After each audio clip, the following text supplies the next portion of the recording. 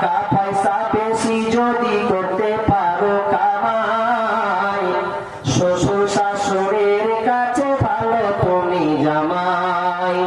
টাকা পয়সা কামাই করে শুধু নিয়ে যায়, শালা শালির কাছে তুমি ভালো দুলা ভাই। টাকা পয়সা ইনকাম করে সামনে দিবে ঢেলে, পিতা মাতার কাছে তুমি খুবই ভালো ছেলে। টাকা পয়সা কামাই করে শুধু নিয়ে যায়, শালা শালির কাছে তুমি ভালো দুলা ভাই। টাকা পয়সা দিবে তুমি গহনাটা দামি, নিজের বউয়ের কাছে তুমি খুবই ভালো স্বামী। টাকা পয়সা দিবে শুধু নাই কোনো চাপ, ছেলে মেয়ের কাছে তুমি খুবই ভালো বাপ। টাকা পয়সা দিবে তুমি হিসাব নিকাশ নাই, ভাই বোনের কাছে তুমি খুবই ভালো ভাই। ও টাকা তুমি জ্বালায়া গেলা, সংসারে আগুন নিভায়া গেলা না। ও টাকা তুমি জ্বালায়া গেলা, সংসারে আগুন নিভায়া গেলা না।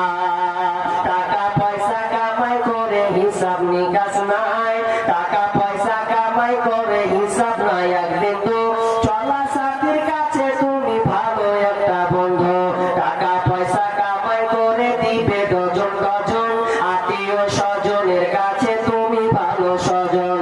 টাকাকে টাকা করো, টাকা ধরো, টাকা কামাই করো, টাকার মূল্য বুঝেছি ভাই যখন হয়েছি বড়।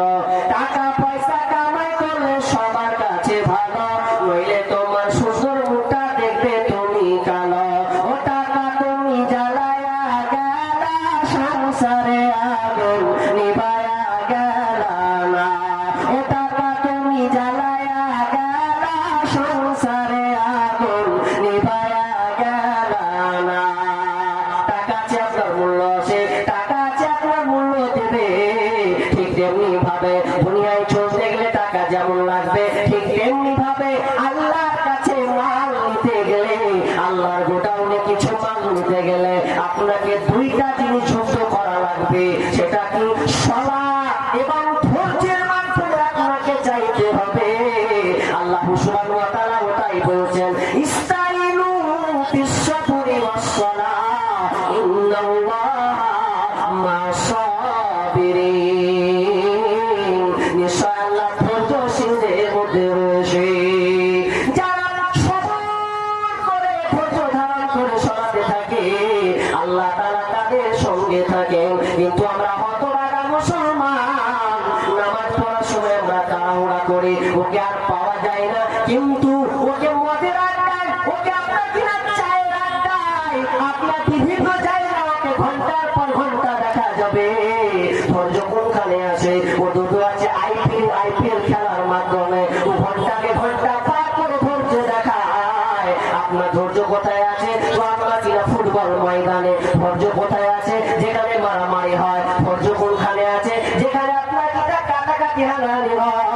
ধৈর্য কোথায় আছে? যেখানে আপনার পরলোক চর্চা করা হয়, গীবত করা হয়, সেখানে তার ধৈর্য আছে।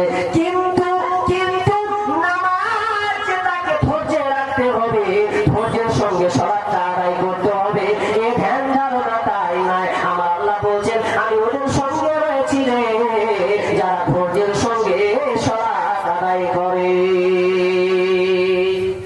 হযরত ওমর রাদিয়াল্লাহু তাআলা আনহু, তিনি যখন খলিফা ছিলেন শেষ মুহূর্তে, 18 বর্গ মাইলের একজন খলিফা আমিরুল মুমিনিন ওমর রাদিয়াল্লাহু তাআলা আনহু, তিনি একদিন শেষ মুহূর্তে নামাজ পড়ে তিনি আপনার সিজদায় গেছেন। সিজদা যাওয়ার সময় এক কাফের বেঈমান এসে আপনার কিনা বল্লম মেরে দিল। বল্লম যখন মেরে দেওয়া, বল্লম যেমন মেরেছেন, আপনার আমিরুল মুমিনিন ওমর আপনার কিনা সিজদারত অবস্থায় আছে, পিছন থেকে টার্গেট করে আওয়াজ ওমর রাদিয়াল্লাহু তাআলা আনহুর পিছন থেকে যখন বল্লম মারা হলো, আর বল্লম মারার পর তখন তিনি বেহুশ হয়ে গেলেন, হুঁশটা তার হারিয়ে গেল, রক্ত আপনার গলগল গলগল করে এমন ভাবে বন্যা বয়ে গেল, চারদিকে রক্ত আর রক্ত। আর সলাত অবস্থায় তিনি বেহুশ হয়ে গেলেন, পুরোটা অজ্ঞান হয়ে গেলেন। গেলেন আর তার হুঁশ নাই। কিছুক্ষণ পর আমিরুল মুমিনিন উমর রাদিয়াল্লাহু তাআলা যখন আপনার কিনা হুঁশ ফিরেছে, জ্ঞান ফিরেছে, বেহুশ ফিরেছে, তখন তিনি প্রথমে একটা জবাব দিয়ে একটা কথা বললেন, ও আমার সাহাবীরা, ও আমার সঙ্গী সাথীরা, বলো বলো বলো, আমি যে নামাজটা পড়ছিলাম ওই নামাজটা আবার কমপ্লিট হয়েছিল কিনা? আমি যে নামাজে অবস্থায় ছিলাম আমার নামাজটা পূর্ণ মুকাম্মাল করতে পেরেছি কিনা বলো। সাহাবীরা বলছেন, আমিরুল মুমিনিন, আপনি নামাজ পড়ছিলেন কিন্তু আপনার নামাজটা কমপ্লিট হয়নি, বরং আপনি আরো এক রাকাত আপনার বাকি থেকে গেছে। আপনি এক রাকাত পড়লে আপনার নামাজটা কমপ্লিট হবে, পূর্ণ হবে। কিন্তু দেখেন, একজন নেতা, একজন খলিফা, একজন প্রেসিডেন্ট, তিনি প্রথমে হুঁশ ফিরলো তো সালাতের কথা শুরু করলো। তিনি তো বলতে পারতেন, এরা আমার সঙ্গী সাথীরা, কে আমাকে বললো মারলো, বলো তাকে ধরতে পেরেছো কিনা? কি তার হাওয়া কে এসে কোথাকার, ওকে ধরতে পেরেছো কিনা? ওর শাস্তি উপযুক্ত হলো কিনা? তোমরা এটা বলো। আমিরুল মুমিনিন এটা না বলে তিনি প্রথমে বলছেন, বলো বলো আমার নামাজটা কমপ্লিট হয়েছিল কিনা, আমার সালাতটা হয়েছিল কিনা? সাহাবীরা বললেন, আপনার নামাজ আপনার ছুটে আছে। আমিরুল মুমিনিন বলছেন, ওরে আমার সঙ্গী সাথীরা, আমার জন্য তাড়াতাড়ি করে তোমরা পানি নিয়ে আসো। আমি পানি নিয়ে এসে আমিরুল মুমিনিন তাড়াতাড়ি করে উজু করে এক রাকাত নামাজকে তিনি পূর্ণ করলেন।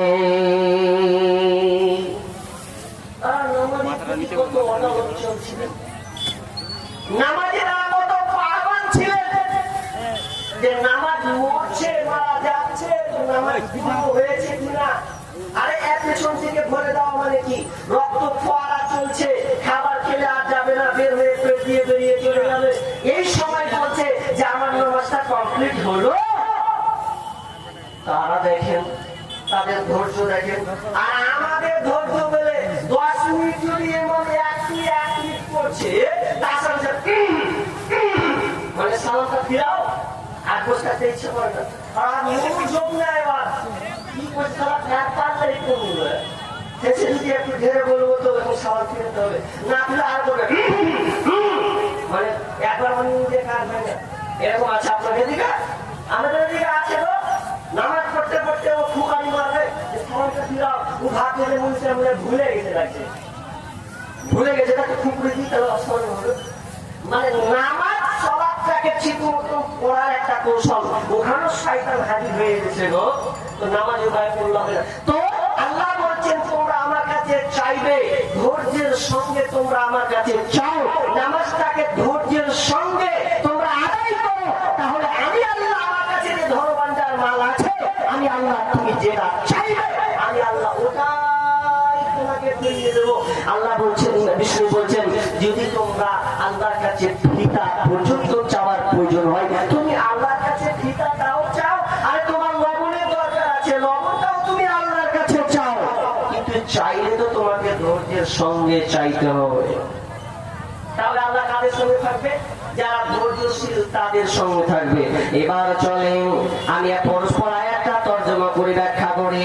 প্রথমে আল্লাহ এখানে সবরের কথা আনলেন। এবার আমার প্রশ্ন, সবরের কথা বলতে বলতে বলতে বলতে এক শ্রেণীর কথা আল্লাহ স্মরণ করিয়ে দিয়েছেন। ওরে আমার পৃথিবীর ইমানদারেরা, তোমরা শোনো শোনো, তোমরা একটা নজর দাও। আমি আলোচনা করছি মিডিলে তোমাকে একটা কথা স্মরণ করিয়ে দেওয়ার জন্য।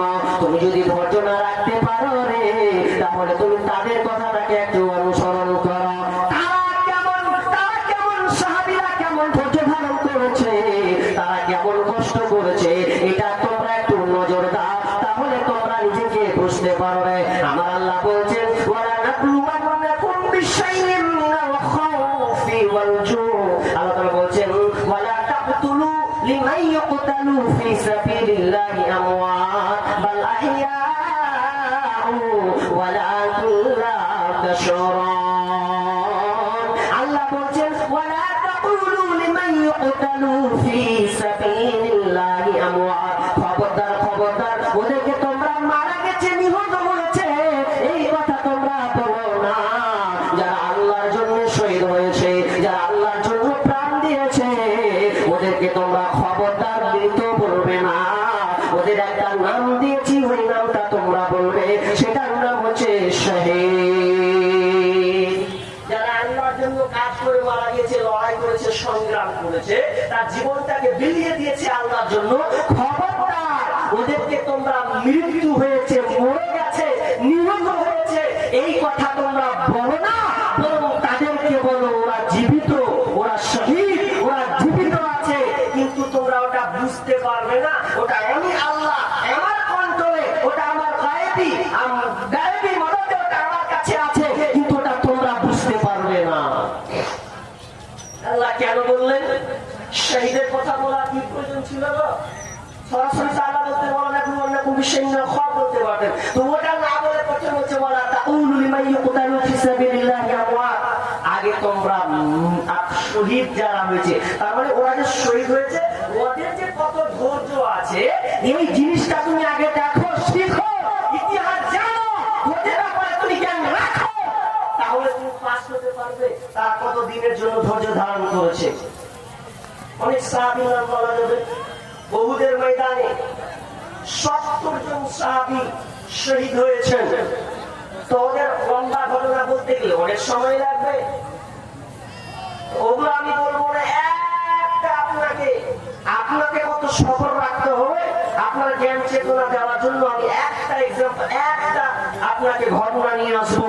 তার নাম হচ্ছেন হযরত হানজালা রাদিয়াল্লাহু তাআলা আনহু। হানজালা কোথায় শহীদ হয়েছে? তো উহুদের মাঠে। হানজালা নতুন বিবাহ হবে, তো বিবাহ হবে আর ওই দিন হচ্ছে উহুদের যুদ্ধ।